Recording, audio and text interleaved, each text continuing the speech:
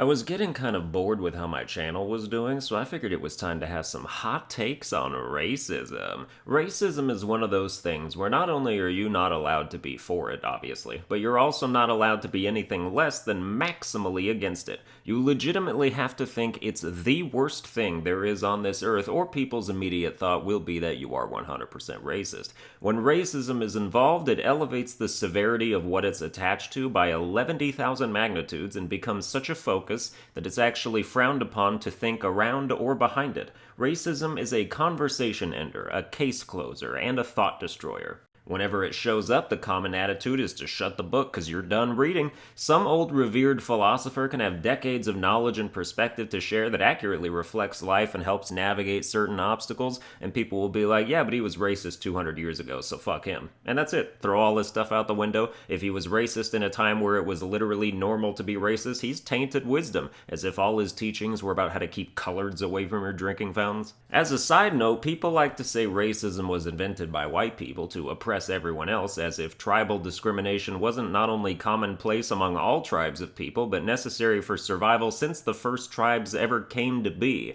Back then, tribes were your ethnicity. The group you were born into meant everything, and you were judged accordingly. Some tribes were friendly, maybe they traded with each other. Some tribes were thought of as hostile, murderous savages, sometimes because they actually were. The children of one tribe were brought up to fear another tribe, or outsiders in general. They were told stories of what fiends they were, inhuman, not fit to walk the earth just for the crime of being an outsider. These are early iterations of racism, and essentially the root of what it is, since racism is really just one aspect of discrimination among many, and I sometimes like to question why it's considered the worst one. Like, okay, say you fear a race of people for no reason, which, by the way, it's never no reason. You don't have to support the reason, you can fully condemn the reason, but nobody asks, hey, why do you hate that group of people? And get the answer, just cuz. Either it's misconceptions, perceived group behavior, stereotypes, trauma, or bitterness because of something that happened to them at the hands of a member or members of whatever race. Whatever it is, it's a full-fledged reason or set of reasons which are generally deeply held, because I've never heard of someone who's legitimately racist but with no conviction behind it. You're talking to your grandpa like, hey grandpa, why do you hate Mexicans? And he's like, well, they're all drug lords, aren't they? And you're like, no grandpa, only a very small amount of them are. And he's like, oh really? I guess I don't hate Mexicans anymore then. Imagine if it was that easy to curb racism. The progressives in the crowd are creaming their jeans right now. So the racists are emotionally dug in, invested. They cling to their racism like a devout Catholic clings to his self-loathing. They despise and or fear this group of people based on all the reasons we just described, and the damning trait that sets it off is the color of their skin or the country they were born. I don't know how that's much different than being biased against poor people, or rich people, or women, or men, or kids, or the police, or engineers, or cafeteria ladies. Like, it's all the same. And just because some of them sound funny doesn't mean they aren't real for certain people. Somewhere out there, there's a dude who just cannot stand cafeteria ladies. He had a horrible one at elementary school who was mean to him and purposely gave him cold food every day, blew her nose in it, dumped it on his head, strangled him with her hairnet, and it was traumatizing and it shaped him. And it's weird because to hear that story and know it was true, you would sympathize with that dude and be like, you know what, I totally get why you hate cafeteria ladies. Even though not all of them are like that, for you to nurture a passionate disdain for this entire group of people is not beyond my realm of understanding. You wouldn't be like, excuse me? Did you just admit to being prejudiced? Here's what's gonna happen. You're gonna lose your job, and we're gonna hope and pray you never find another one. If we see you in the street, we will have carte blanche to harass you, shout at you, throw drinks on you, and if one of us punches you in the face, it'll still be illegal, but everyone on Twitter will cheer us on. Think of everything that being verifiably racist gets you in this life. Public ridicule, contempt, ostracization, loss of opportunities, loss of general safety, especially if anyone knows where you live. Like, if you get found out as racist, you basically have to go into witness protection and move states and reinvent your whole identity like you witnessed a mob hit.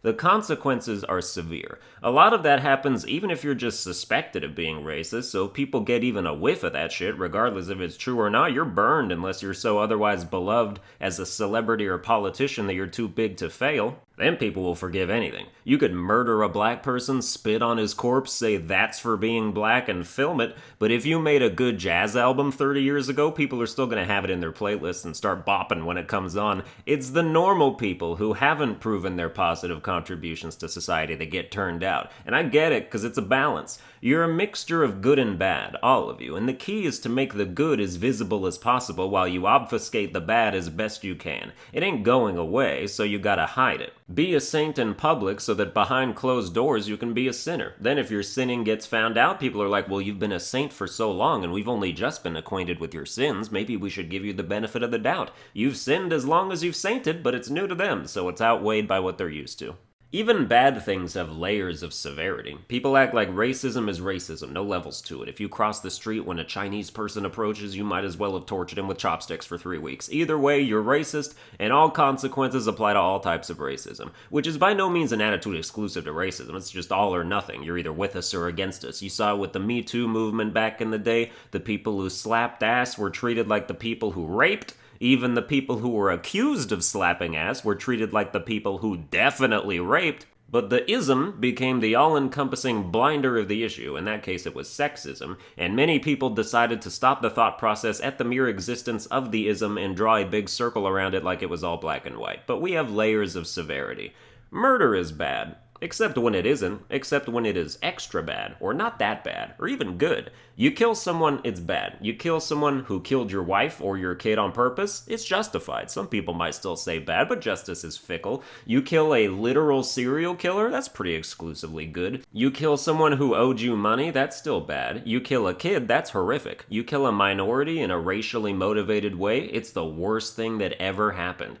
Is that really worse than killing a kid, like a toddler? I wonder what people think about that. What's worse, murdering a child with no racial motivation or murdering an adult because they're a certain race? On one hand, the child is more innocent, which by destroying that is inherently a more evil thing to do than to take the life of an adult who is less innocent via time, but then the racist killer is racist, which is supposedly the most evil thing possible according to popular opinion, so I guess you can really test that opinion here. Nobody here is arguing that racism isn't bad, but is it really the worst possible thing? Would it really win every fight against other contenders for worst possible thing? I think people subconsciously agree that it would when they've never had to actually analyze the issue. Like, who's the most evil person who ever lived? First name that comes to mind.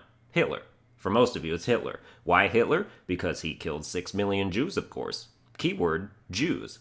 And gypsies and whatnot, but nobody cares about them. Like, you do, but you don't. If you're gonna summarize the issue, Hitler killed 6 million Jews. If someone asks, he killed 6 million Jews. If they follow that up with, did he kill anyone else? You're like, I think so? Were they gypsies? Is that what the Hunchback of Notre Dame is about? So Hitler. But when it comes to mass body counts, Hitler barely makes it past the preliminaries. 6 million, Stalin killed 20 million. Mao killed 45 million. Hitler would have needed 7 more Holocausts to get up there, but he's still the most evil person who ever lived ever, and the reason is racism. It just doesn't track for me. I guess you can still be the most evil person without your accomplishments reflecting that. Like, technically, the most evil person who ever lived was probably an office worker who got hit by a car in 1989 before he could do anything, and thank God we live in that timeline. If Hitler had his way, he sure would have done better, but I'm sure the others would have too.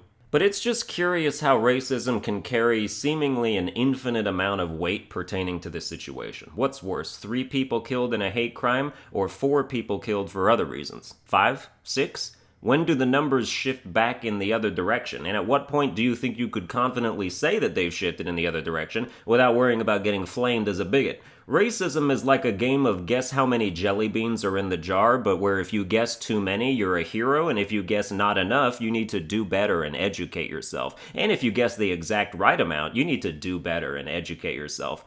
But as aforementioned, racism is simply one branch of discrimination, one method by which you can categorize people into groups and cast aspersions on them for being in said groups. It's not like hatred for other reasons can't be just as fierce. I definitely know people who hate the rich with just as much fire as a KKK member would hate Beyonce. They proudly exclaim it in their social medias. It's actually a popular bias. They see them all as a group of evil oppressors who subjugate the world and kill the poor with neglect. Doesn't matter who the rich are in their personal life, and if they donate to charity, it usually just agitates the haters even more because they're always like, yeah, you donated 1 million, why not 2? 1 million million is an insult. And then I'm just like, yeah, shut up, dude. Go ask the charity to give the money back and demand more, you fucking idiot. But then maybe you say that that's a power thing, and for some reason it's okay to judge everyone by how much power they have instead of who they are, because we're all about individuality until we aren't, and we're all about refuting stereotypes until we're not, because we're all just hypocrites with dollar store morals and a discount philosophy who parade around town preaching our phony gospels and then blaspheming in broad daylight without even noticing. We can also prove that the power angle is situational at best, because people generally think you can't be racist towards white people because of our inherent power over other races that we supposedly have. But if I go to Asia, a continent whose people outnumber white people globally by almost double, and I meet a few Asians who hate white people, I certainly don't have any magical white power in that scenario. Is it still not racist for them to hate white people on their turf, where they control the government and whatnot? If they beat the shit out of me, is it my fault for not using my Caucasian voodoo to deny them a loan or take all the seasoning off their food? Fuck me for the color of my skin, I guess. As an individual, I've never oppressed anyone, but since we hate racism so much, I guess being white is the biggest hate crime of all. The idea that you can't be racist against white people because we invented racism makes no sense, even if you accept the premise, which you shouldn't. But like what? We taught other races how to hate races, but somehow made ourselves immune to it, so people can turn around and hate us as a group, but it's not racism because we all took a racism vaccine during our brainstorming sessions? The guy who invented guns was still capable of getting shot in the head. The person who first taught others to steal could also be stolen from. There's no such thing as immunity to racism. We all know it comes in various forms and affects people in varying degrees. We might not be the largest target of actual hate crimes, but I think it's arguable that white people are one of the biggest targets of passive-aggressive BS and verbal condemnations. Just think of how many times you've been on social media and seen posts that basically amount to SMH white people. The most common attitude towards us is disappointment, and it's generally considered our fault whenever anything happens, and it's also totally acceptable to be like, God, I fucking hate white people, I wish they would all die. If you work in media, viewpoints like that will usually get you promoted. But defending white people also makes me racist. Not just a racist, but a white supremacist. Like, oh, you don't like when people publicly and acceptably hate your kind? You must think your people are the master race, because we'd certainly apply that logic to any other race who was being attacked. It's just funny because shit like black supremacy exists and is a real mindset, but if you show that to a woke person, they're like, oh, isn't that cute? What's wrong with people having confidence in themselves? Are you against black pride? There's always a way to turn any opinion into, nah, it's just the white guy being racist again. White supremacy is illogical bullshit. White people are a varied group of people cross-culturally, and you can't group us all together into one judgeable entity based on just our color, which is the same for any other color. People love to say white people have no culture. God, you couldn't be more ignorant, and you're certainly trying if you manage to come up with that load of nonsense. No, yeah, American, Canadian, British, French, German, Italian, Australian, Danish, Swedish, Finnish, Nordic, Brazilian, Russian, Irish, Scottish, Polish, etc. That's all the same. That's all interchangeable. Brazil is a majority white country, fun fact. That's all the same, and to think so is moral enlightenment, but if someone says Japan and China are the same, they are ignorant heathens who need to educate themselves. Japan and China aren't the same, and people who think so should educate themselves, but Jesus H. Christ, I need the blatant hypocrisy to stop. It's all just the dumbest shit I ever heard. I am authentically exasperated by the politics of race, but in a landscape where this kind of thinking gets quickly labeled and thereby disregarded, I'm just here to make sure it stays on the shelf. And before anyone who does like what I'm saying tries to cast any glory on it, know that I'm not talking about it because I think I'm being brave or contrarian. I'm talking about it because I have a compulsion to share my opinion about things, and I get real bothered when I don't. It's like an emptiness I can feel. You know how they say that you only really feel love when you give it away? It's the same with my opinions. I feel very unsatisfied if there's something I've thought about but haven't formulated into a 12-minute monologue. Hence 187 episodes of Stream of Consciousness. But that's gonna do it for this one. I hope you enjoyed it. If you did, you can like, share, and subscribe. Become a channel member if you feel like supporting financially on a monthly basis for just the price of a $5 bill. Just click the blue join button under this video or on my main channel page. But either way, I'll see you guys next time.